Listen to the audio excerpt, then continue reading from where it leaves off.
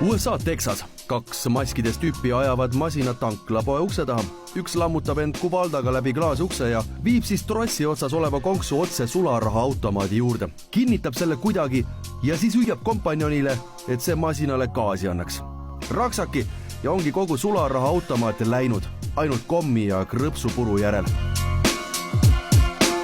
Tüübid on rahul, automaat on käes, nüüd vaja sellega kuidagi sealt tanklast minema saada. Pakiruumi seda ju ei tõsta, raske on, ehk siis tuleb järel lohistada, vähemalt seni, kuni kuskile peitu saab pugeda, aga see pole lihtne. Terve suure tankla peale on veel ainult üks auto ja see jääb pättidele jalgu, aga nad saavad lõpuks ka sellest jagu. Kui palju vargad raha said, pole teada, ehk oli automaat pea tühi. Oleks see vast nali, küll aga otsib neid taga politsei. Seni on mehi saatnud jõuluime ja nad on saanud pühi oma lähedaste ja perega veeta. Aga juba vanarahvas teadis öelda, et kuritöö ei tasu ära, sest varem või hiljem jäädakse vahele.